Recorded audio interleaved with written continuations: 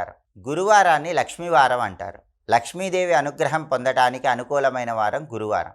గురువారం పద్మపురాణంలో చెప్పిన విధంగా లక్ష్మీదేవిని అర్చన చేసినట్లయితే లక్ష్మీ కటాక్షం సులభంగా కలుగుతుంది. పద్మపురాణం ఏం చెప్తుందంటే లక్ష్మీదేవి ఒక్కొక్క మన్వంతరంలో ఒక్కొక్క రకంగా ఆవిర్భవించిందని పద్మపురాణంలో చెప్పారు.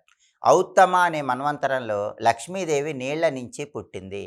లక్ష్మీదేవి నీళ్ల నుంచి పుట్టింది కాబట్టి గురువారం రోజు శ్రీ మహాలక్ష్మీదేవి విగ్రహానికి నీటితో అభిషేకం చేయాలి.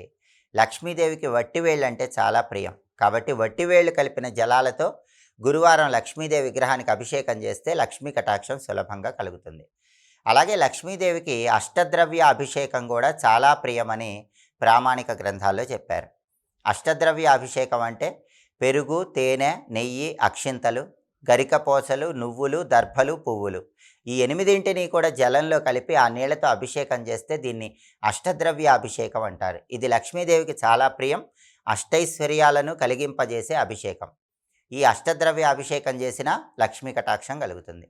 అలాగే శ్రీ మహాలక్ష్మీదేవి రైవత అనే మన్వంతరంలో కొన్ని వేల సంవత్సరాలు మారేడు చెట్టు కింద తపస్సు చేసి మారేడు చెట్టు రూపంలోకి మారిపోయిందని పద్మపురాణంలో చెప్పారు. అందుకే గురువారం రోజు గంధం రాసిన మారేడు దళాలతో లక్ష్మీదేవిని అర్చన చేస్తే లక్ష్మీ కటాక్షం సులభంగా కలుగుతుంది. అదేవిధంగా పద్మపురాణం ప్రకారం చాక్షువ అనే మన్వంతరంలో లక్ష్మీదేవి పద్మం నుంచి పుట్టింది. అందుకే గురువారం రోజు పద్మపుష్పాలతో లక్ష్మీదేవిని పూజిస్తూ లక్ష్మీ అష్టోత్తరం చదివితే లక్ష్మీదేవి తొందరగా అనుగ్రహిస్తుంది. స్వారోచిష అనే మన్వంతరంలో లక్ష్మీదేవి అగ్ని నుంచి పుట్టింది. అందుకే లక్ష్మీ కటాక్షం కలగాలంటే ఆగ్నేయంలో దీపాన్ని వెలిగించాలి. ఆగ్నేయం అంటే అగ్నిదేవుడికి ఇష్టమైన దిక్కు.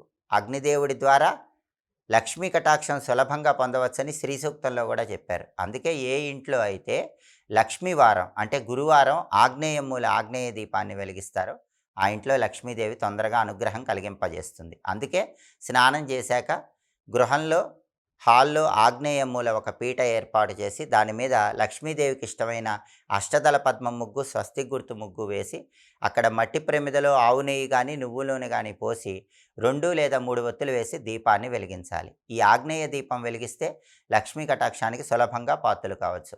అలాగే లక్ష్మీదేవి ప్రస్తుతం నడుస్తున్న మన్వంతరం అంటే వైవస్వత మన్వంతరంలో ఏనుగులు తొండంతో నీళ్లు తీసుకుని అభిషేకం చేస్తున్నట్లున్నటువంటి గజలక్ష్మీదేవి రూపంలో ఆవిర్భవించిందని పద్మపురాణంలో చెప్పారు.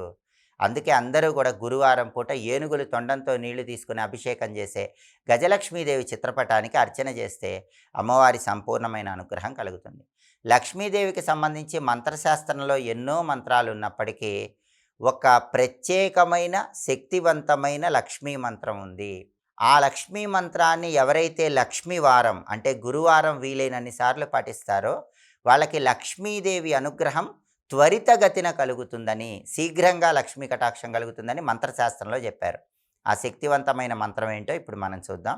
ఓం సచ్చిదా ఏకీ బ్రహ్మ హ్రీం సచ్చిది క్లీం బ్రహ్మ. దీన్ని లక్ష్మీ ప్రసన్న మంత్రం అనే పేరుతో పిలుస్తారు.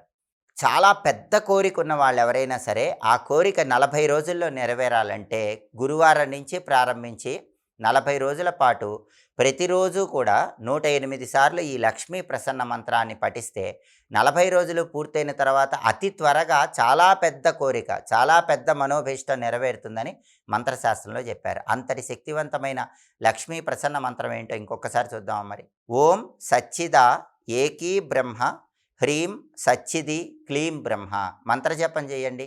లక్ష్మీ కటాక్షానికి త్వరితగతిన ప్రతి ఒక్కరూ పాత్రలు కండి. స్వస్తి.